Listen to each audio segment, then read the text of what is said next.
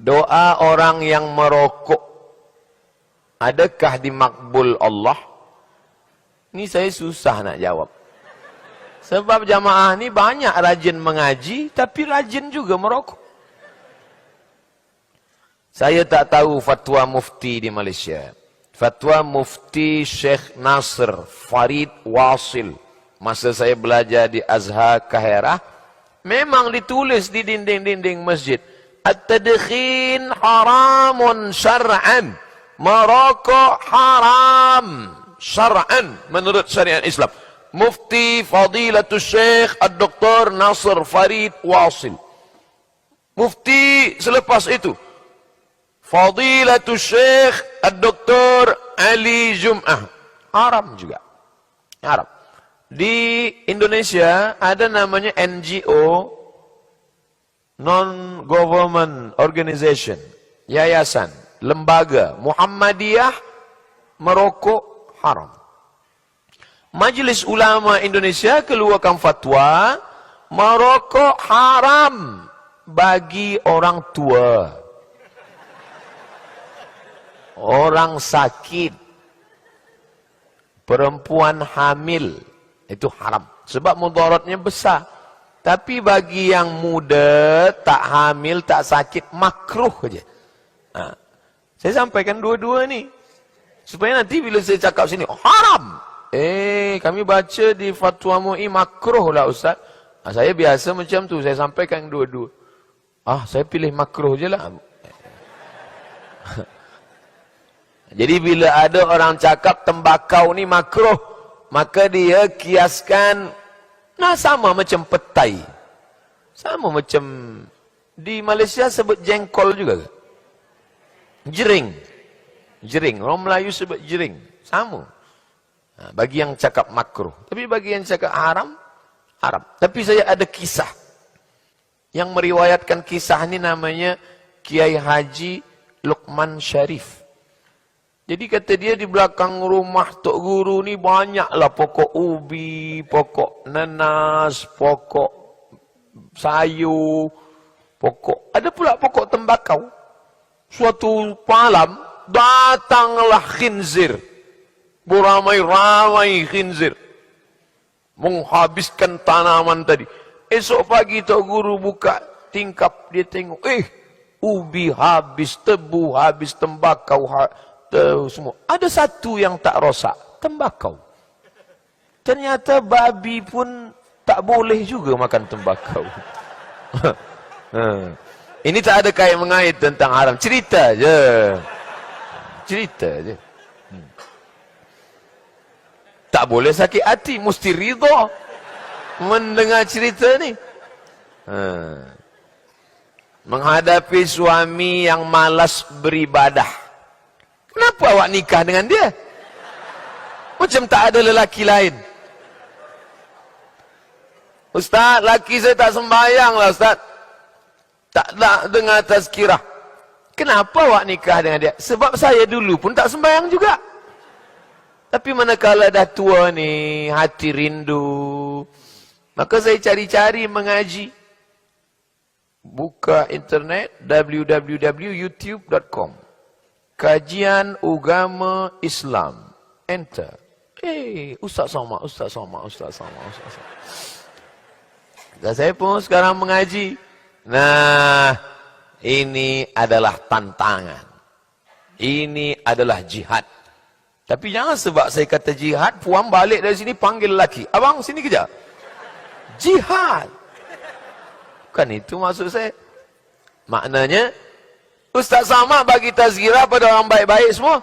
Ini yang di hadapan saya ini semua orang baik-baik, soleh-soleh. Amin. Orang yang dah sembahyang, orang yang dah ke masjid. Tapi puan sedang menghadapi satu generation penerus Fir'aun. Bukan Mami written, Fir'aun written. Ini. Maka ayah sabar. Ayah diyallahu bika rajulan wahidan. Satu orang dapat hidayah kerana mulut engkau, khairum min humurin na'am. Lebih baik daripada engkau memiliki seekor unta yang merah. Unta merah Pernah ke tengok unta merah? Saya unta kuning je nampak. Yang tempat orang banyak ambil gambar 15 rial. Di Arafah. Unta merah. Unta merah tu bahasa Italinya Ferrari. Unta merah. Mahal kereta ni. Pintu dia satu. Kabarnya 2020 ni keluar kereta tak ada pintu lagi. Lebih mahal lagi. Tapi ada yang lebih mahal daripada dunia dan seisinya. Apa itu? Engkau dapat boleh sampaikan hidayah pada orang tak ada hidayah. Mudah-mudahan puan sampaikan hidayah ni pada suami puan insyaAllah. Ni ya Allah, jangan matikan aku sebelum laki aku ni sembayang. Dua gendangnya. Kalau tak dia mati, aku mati. Macam mana cara lah? Perempuan pandai. Tujuannya macam mana dia sembayang? Macam mana cara dia boleh sembayang? Perempuan paling pandai. Budak kecil tak nak makan.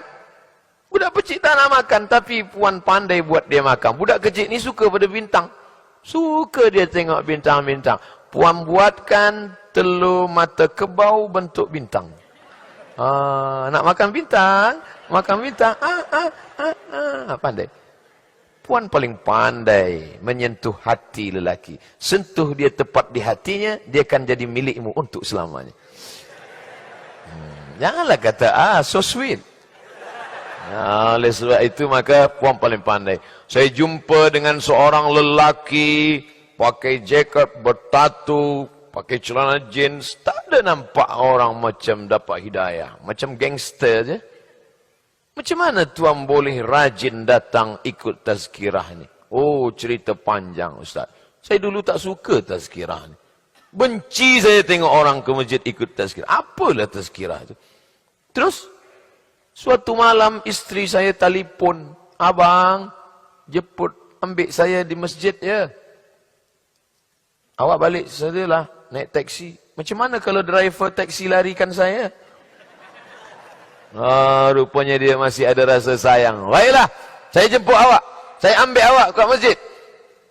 Pukul 9, pukul 9.30, tazkirah selesai. Rupanya hari itu bertambah hingga pukul 10 pula. Pukul 10. Maka tegaklah saya di depan pintu masjid. Geram tengok. Apalah lama-lama mengaji ni. Saya dengar pelan-pelan. Seronok dah. Sedap juga. Siapalah ustaz ni? Oh, ternyata ustaz ni dari seberang. Dia dengar. Hari pertama saya dengar. Esok saya hantar dia. Esok saya duduk kerusi belakang. Esok saya duduk kerusi tengah. Lama-lama ikut terus tazkirah. Sebab apa? Bukan kerana ustaz. Bukan kerana YouTube. Kerana doa dan usaha seorang perempuan. Tapi bukan puan bagi tazkirah. Jangan balik dari sini panggil. Abang sini kejap. Assalamualaikum. Hai penghuni neraka jahanam. Mana boleh. Doa malam-malam. Usalli sunnatal hajat. Raka'ataini lillahi ta'ala. Saya dengar awak sembahyang hajat ke tadi? Iya bang. Apa hajat awak? Adalah antara saya dengan Allah sahaja. Bolehkah awak tulis? Semua ada masanya. Nanti kau akan tahu. Di sujud terakhir tu, bila penduduk bumi tak nak lagi mendengar cakap engkau, maka berbisiklah kepada tanah. Maka makhluk di langit akan mengaminkan doa-doa. Berbisiklah ke tanah, maka makhluk 7 lapis langit malaikat akan mengaminkan doamu. Bukan hadis Nabi. Dapat saya di grup WhatsApp. Doa untuk anak-anak dapat hidayah, faham agama, lembut hati, jodoh. Banyaknya. Setengah orang sekarang ni lepas sembahyang tak nak berdoa lagi. Assalamualaikum warahmatullahi wabarakatuh. Assalamualaikum warahmatullahi wabarakatuh. Balik. Awak tak ada doa ke? Doa lama je belum makbul. Takkan dah tambah banyak-banyak.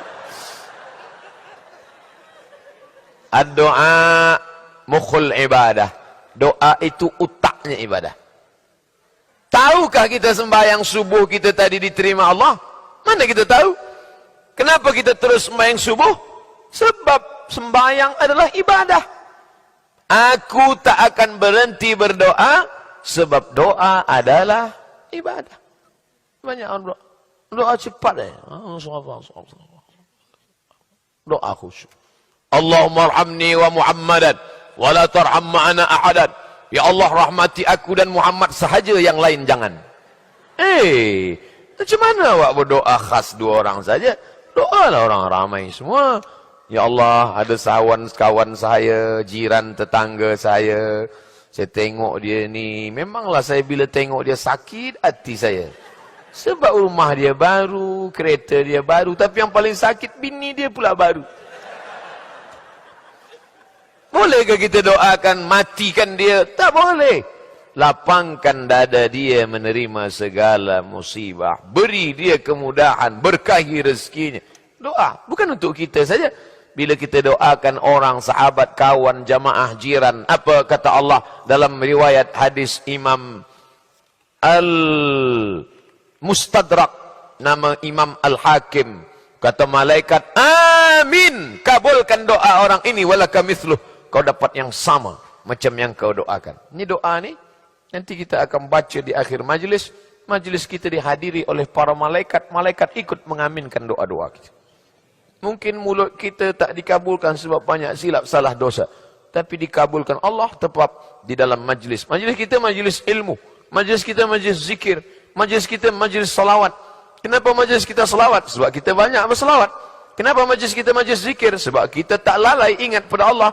Kenapa majlis kita majlis ilmu? Sebab kita bicara tentang ilmu, Quran, Sunnah.